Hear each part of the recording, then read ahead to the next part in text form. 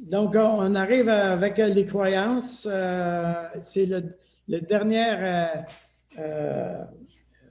en fait, l'avant-dernière. En fait, on va faire les deux, les croyances et les fruits de l'esprit ce soir parce que, bon, les fruits, ils arrivent tout seuls, les autres. Alors, on n'a pas vraiment quelque chose à faire là-dedans. Ils arrivent tout seuls. Mais nous allons investir au niveau des croyances. Alors, c'est la contrepartie de l'arbre qui était sous la loi. Alors ici, je poursuivais dans ma vie personnelle des objectifs en vue de résoudre mes problèmes. En fait, je poursuivais des objectifs qui me permettaient d'assurer mon salut. Évidemment, ça ne marche pas, mais par exemple, je veux avoir un bon emploi, je veux réussir mes études, je veux avoir un bon mariage, je veux être reconnu comme quelqu'un de compétent, je veux être reconnu comme quelqu'un qui est un bon leader. On poursuit toutes sortes de choses, vraiment. Et ça nous donne une fausse identité. C'est-à-dire que si je te pose la question, qui es-tu dans la vie? Et tu vas répondre, ben, je suis un collectionneur de papillons. Pourquoi? Parce que, bon, moi, j'ai investi ma vie à collectionner des papillons. J'ai une collection extraordinaire de papillons. Puis, si tu me demandes qui je suis un collectionneur de papillons. Mais en réalité, c'est une fausse identité. C'est l'identité que je me suis donnée. Ce n'est pas l'identité que Dieu nous a créée à son image. Ce n'est pas l'identité que lui, il a pour moi. Alors, nous avons au fur et à mesure identifié des éléments qui nous empêchaient de marcher selon Dieu. Et nous avons tranquillement remonté dans l'arbre. Nous avons été en contact avec le Dieu de la grâce, le Dieu de l'amour, le Dieu fidèle. Et on est en train de renouveler notre intelligence. On a développé des preuves de qui est Dieu et qu'est-ce qu'il fait pour nous. Et maintenant, on arrive aux croyances. En fait, on est dans le renouvellement de l'intelligence. Dans le fond, c'est ça qu'on est en train de faire. On est dans le renouvellement de l'intelligence, Romains 12, 2. On va regarder ensemble comment l'intelligence, qu'est-ce qui arrive et comment on renouvelle l'intelligence. Évidemment, il y a plusieurs manières de le faire, mais c'est toujours, à quelque part, c'est toujours d'inclure la vérité dans nos vies personnelles, n'est-ce pas? C'est-à-dire d'arriver à développer une compréhension juste de qui je suis et évidemment me donner ma véritable identité, qui je suis réellement. OK? Je suis enfant de Dieu, je suis l'épouse de Christ, je suis l'héritier du Fils, je suis co-héritier. Donc, il y a toute une... il y a toute une série d'identités qui vont m'aider à marcher fidèlement dans le Seigneur.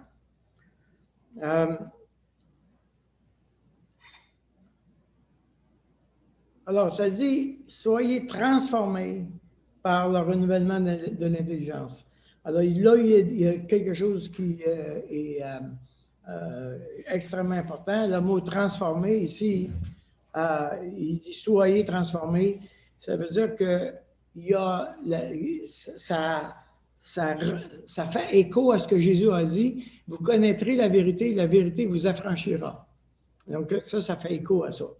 Plus je connais la vérité, plus je deviens libre. Et plus j'arrive à mettre la vérité dans ma vie, plus je renouvelle mon intelligence, plus je deviens libre. Alors, soyez transformés par le renouvellement de l'intelligence. Maintenant, on va revenir au modèle qu'on avait au départ. Si vous vous souvenez, on a parlé de la théologie de la chair et je vous ramène ce modèle-là parce qu'il roule toujours en arrière-plan, lui, là. Il y a plusieurs choses qui roulent en arrière-plan. Par exemple, le Saint-Esprit est en train de travailler dans nos vies. Nous avançons par la foi, etc. Mais il y a il y a aussi toute cette question d'arrière-plan-là qui roule. Alors, je vous en rappelle quelques éléments pour qu'on soit bien au fait. À la chute, nous avons été séparés de Dieu. Et ça fait que nous avons perdu contact avec Dieu.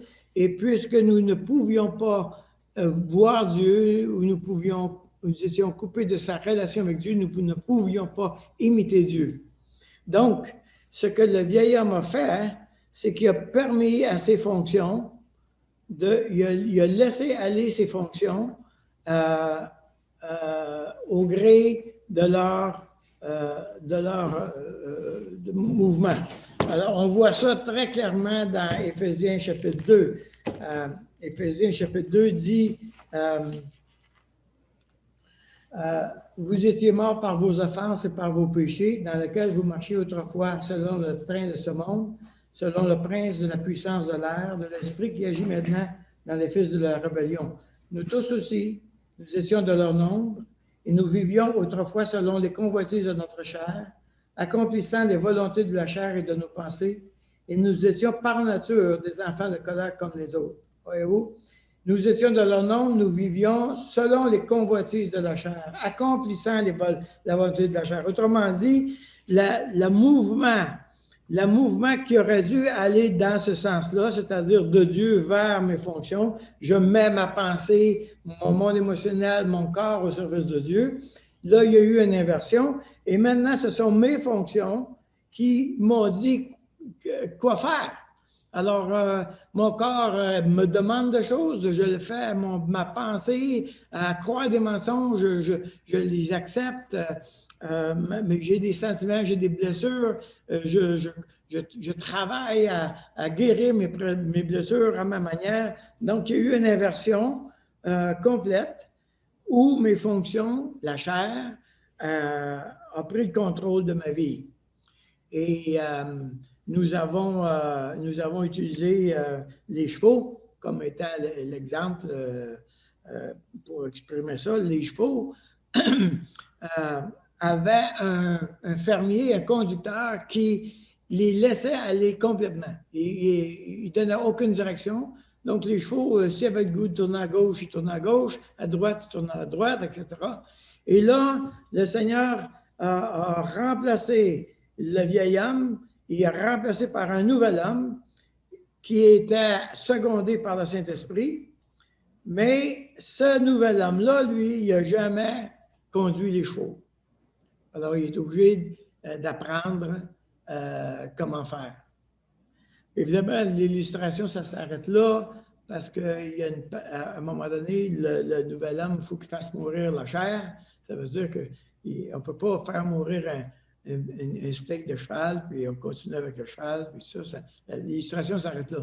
Mais la raison pourquoi j'utilise cette image-là, c'est parce que le nouvel homme expérimente souvent des échecs et il croit intérieurement qu'il ne peut pas avoir la victoire.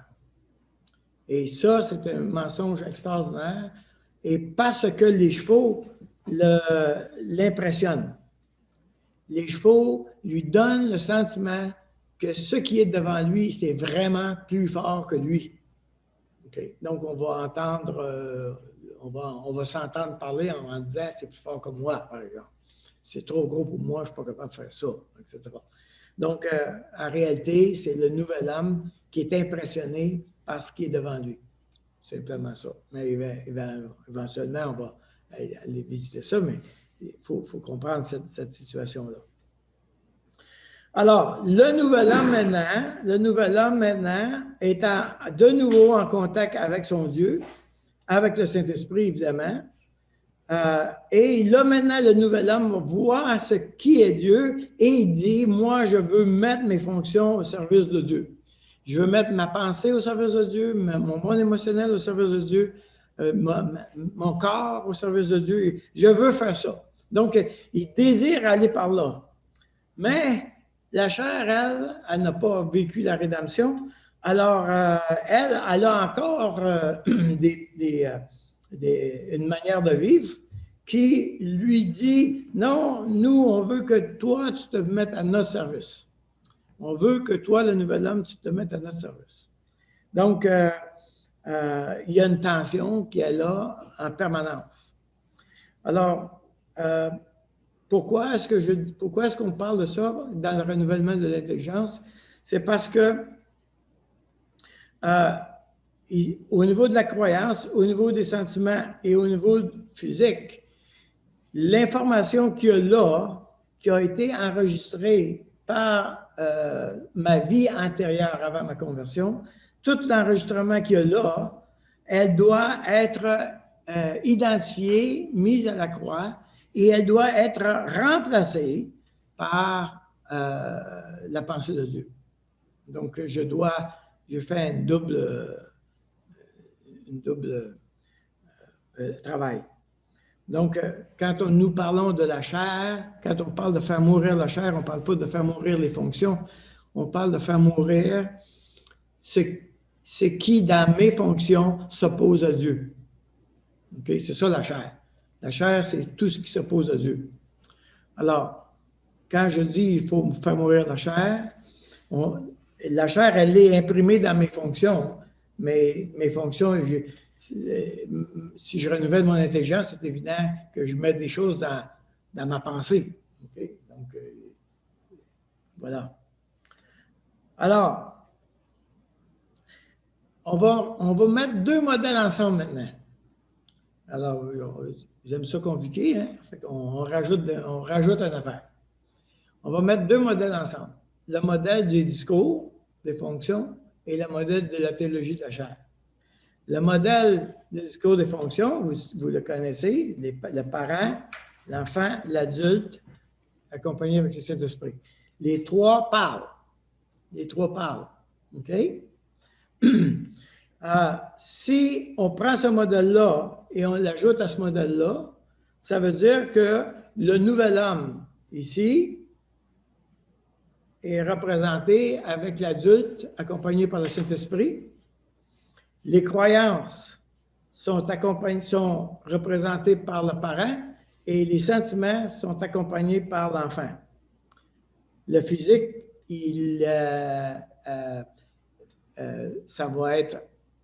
c'est biologique. Alors, si je résous le problème biologique, par exemple, la personne, elle a un problème d'alcoolisme, bien, il y a un élément physique. Une fois que c'est sevré, il y a une raison pourquoi qu'elle boit, mais le physique réclame physiquement. Donc, j'ai besoin d'être sevré pour ça. Alors, ça, c'est un sevrage d'un jeune ordinaire. Mais l'enfant et le parent sont connectés avec la croyance et les sentiments. Et l'adulte, lui, doit visiter ses croyances et ses sentiments. Ça va être l'objet de notre travail, ça va être l'objet de notre formation cet hiver. Tout l'hiver qui s'en vient, on va apprendre comment entendre ces voix-là et comment les mettre à la croix. Et comment est-ce que, par exemple, on a, par exemple, dans les modèles, on a le parent, l'adulte et l'enfant. Mais aujourd'hui, par exemple, j'étais avec une personne que son adulte et son enfant étaient mêlés. Autrement dit, il y avait une fusion entre l'adulte et l'enfant et la personne n'était pas capable de distinguer que c'était l'enfant ou, si vous aimez mieux, la chair qui contrôlait sa vie. Au lieu que ce soit l'adulte avec le Saint-Esprit qui contrôle sa vie, c'était l'enfant qui était en besoin de si grand que, donc, je l'ai aidé à séparer les deux. On a séparé les deux, l'adulte puis l'enfant. on n'a pas éliminé l'enfant, mais on l'a séparé pour qu'elle puisse entendre la voix de l'adulte et qu'elle puisse entendre la voix de l'enfant. En faisant ça, elle pouvait aider à l'enfant à guérir, elle pouvait aller avec, l'adulte pouvait aller avec l'enfant voir Jésus. Voyez-vous? Mais tant que les deux étaient fusionnés, elle ne pouvait pas le faire parce que l'enfant, lui, ne voulait pas bouger. Okay? Lui, il était en survie. On va voir ça. Je vais juste mettre en lumière qu'est-ce qui est en train d'arriver et comment est-ce que c'est sérieux et c'est important pour nous d'apprendre comment ça fonctionne pour être capable d'entendre ces voix-là et de distinguer qui parle. Okay? Donc, ça va nous aider à démêler les affaires. OK? Donc, pour renouveler l'intelligence, l'adulte, il est, je dirais, il se sent très démuni. Okay? Au début, en tout cas, il se sent démuni. Il a besoin de se donner des outils. S'il n'y a pas les outils, il ne pourra pas fonctionner. Donc, l'adulte a besoin de se donner des outils pour être capable de faire face au discours du parent et au discours de l'enfant. Dans les deux cas, rappelez-vous notre arbre, là. OK? Je vais vous montrer quelque chose ici là, qui est important.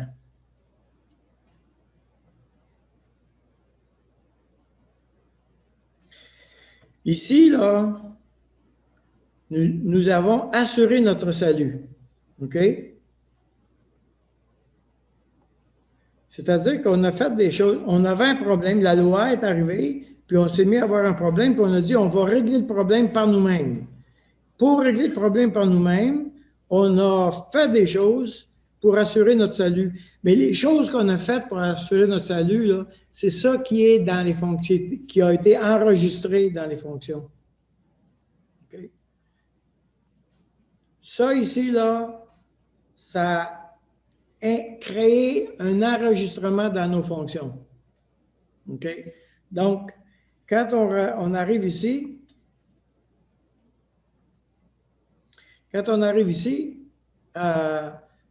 les croyances, là, c'est la somme, et les sentiments, c'est la somme de tout ce qu'on a fait dans l'arbre de la loi. OK? Donc, évidemment, quand on l'a fait pour assurer notre survie, nous-mêmes. Donc, ce qu'on a fait, c'est parce qu'on croyait que c'était les bonnes choses à faire. On arrive à une place où, tiens, alors je vais donner un exemple, ça va être plus facile. Imaginez un jeune homme dont le père est très sévère. Et ce jeune homme-là, il apprend qu'il faut toujours dire oui, parce que si je dis non, je vais essuyer la colère de mon père. Je ne peux pas dire non, vraiment pas. C'est très dangereux de dire non. Donc, je vais essuyer la colère de mon père. Donc, qu'est-ce que je fais? J'ai appris, dans mes moyens de salut, j'ai appris qu'il faut toujours plaire à l'autorité si on ne veut pas avoir des conséquences. Okay? Donc, j'ai assuré mon propre salut. Ça pouvait convenir quand j'avais 5-6 ans parce que je n'avais pas les moyens de traiter cette affaire-là. Je suis un enfant. Alors, je prends le moyen de salut que j'ai dans mes mains, qui est à ma disposition. Okay? Il n'est pas nécessairement adéquat, mais c'est celui-là que j'ai. Puis quand je l'utilise, ben, ma vie est moins pire. Mais là, tout à coup, j'arrive à 25-30 ans et là, maintenant, l'autorité me demande des choses, je n'ai pas le goût de les faire, puis je me retrouve à dire tout le temps oui, même si je n'ai pas le goût de les faire. Et tout à coup, j'arrive à 35 ans, à force de dire oui, j'arrive à 35 ans, je fais une dépression. Pourquoi? Parce que je continue à faire ce que je faisais, c'est-à-dire pour assurer mon salut, je continue à dire oui à l'autorité, même si ça ne me le dit pas. Autrement dit, je n'ai pas appris à renoncer à mon moyen de salut. Je n'ai pas appris le nouveau moyen de salut que Dieu me donne en Jésus et je n'ai pas renouvelé mon intelligence pour faire les choses autrement. Donc, je me retrouve prisonnier de quelque chose et ça peut être... Il y a des gens qui ont 60 ans, 70 ans, puis sont encore prisonniers de la même affaire. Pourquoi? Parce qu'on ne l'a jamais traité. OK? Donc, l'adulte, le nouvel homme, lui, là, il est obligé d'apprendre, il est obligé d'apprendre de Dieu à la fois qui est Dieu et à la fois qu'est-ce qui appartient au mensonge qui doit être nettoyé dans sa croyance, dans son parent. OK? Ou de la chair, tu veux. Faire mourir la chair. La Bible, elle ne parle pas jamais d'améliorer la chair, elle dit toujours faire mourir la chair. Mais on peut, les fonctions demeurent. Alors, autrement dit, je peux utiliser mon intelligence au service de Dieu, je peux utiliser mon monde émotionnel au service de Dieu, mon corps physique au service de Dieu. Mais tiens, on va donner un exemple, un autre exemple. Le nouvel homme, il sait que il faut faire du bien tiens, il y a quelqu'un dans l'Église qui a dit une parole qui c'était pas le fun d'entendre, etc. Et puis, maintenant, le nouvel homme, lui, il sait par l'exemple de Jésus que non seulement il faut que je lui pardonne, mais il faut que je trouve une manière de lui faire du bien. OK? Donc, je veux aller par là, je veux lui faire du bien, mais il y a à l'intérieur de moi une autre voix qui me met en garde qu'il y a quelque chose de dangereux là et que tu ne devrais pas aller là. Okay? Donc, il y a une voix qui a été installée dans la chair qui m'empêche d'obéir à Dieu parce que cette voix-là veut me protéger de quelque chose qui est dangereux. OK? Et cette voix-là, évidemment, je dois la reconnaître pour la faire mourir. Parce que maintenant, ce qui assure ma protection, ce n'est pas l'enfant, c'est Jésus. Okay? Donc, c'est Jésus qui doit assurer ma protection. Donc, je choisis d'obéir à Dieu, de faire du bien à ceux qui ne me font pas toujours du bien, mais quand je rencontre une résistance, je sais que dans ma chair, il y a quelque chose qui essaye de me protéger, qui essaye d'assurer mon salut encore. Si vous aimez mieux ça comme ça. Ça va? Alors, j'espère que je ne parle pas trop en parabole, là. Mais ne vous inquiétez pas, je vais le répéter encore 25 fois. Alors, donc, mais j'essaie au fur et à mesure qu'on va avancer, je veux bonifier ça parce que je crois que c'est important.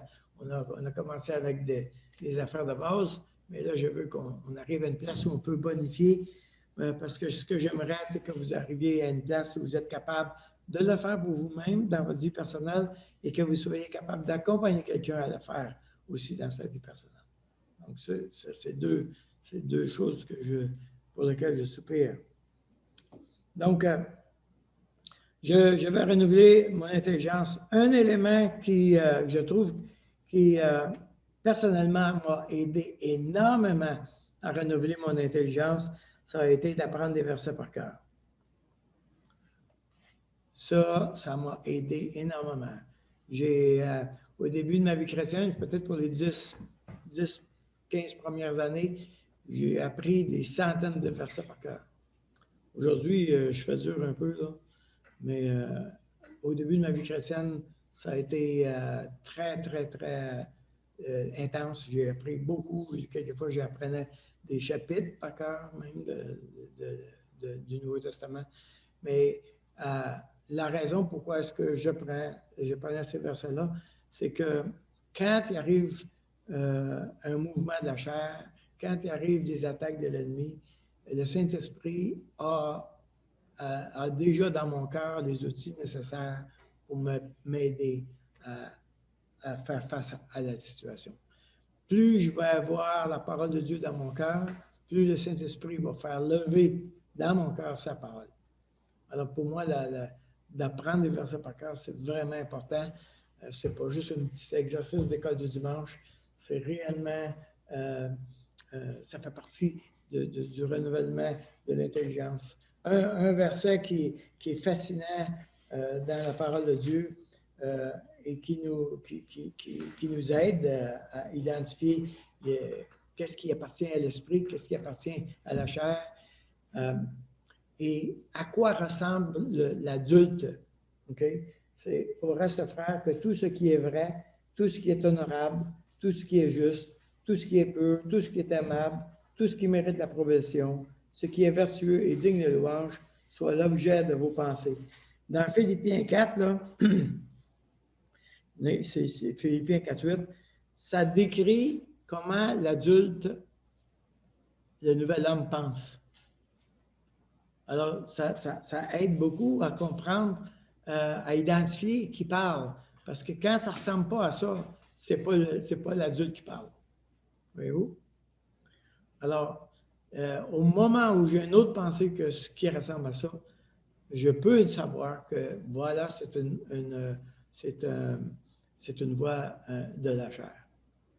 Alors, le renouvellement de l'intelligence nous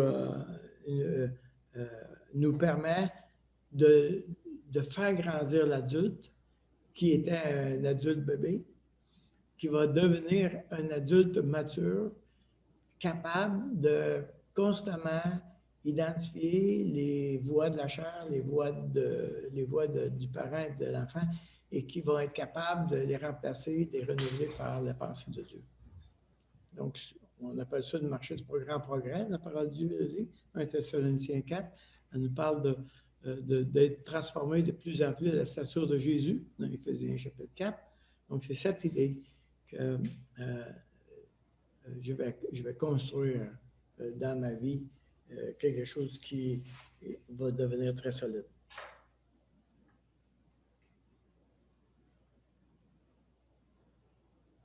Bon, on est rendu où? On est rendu au partage. Alors, Pardon? Déjà?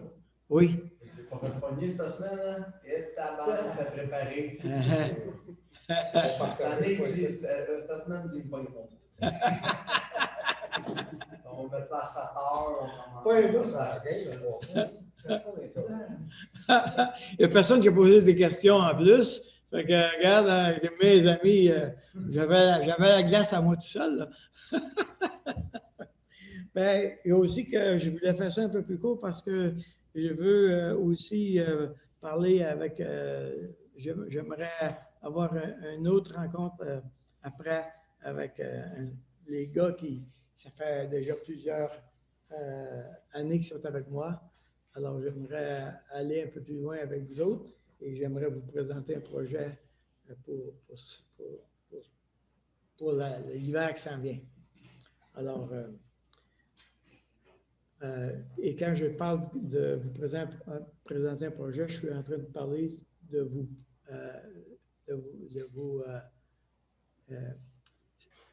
j'ai juste le mot en anglais stretch. Je veux juste vraiment vous pousser à aller un peu plus loin. Yeah.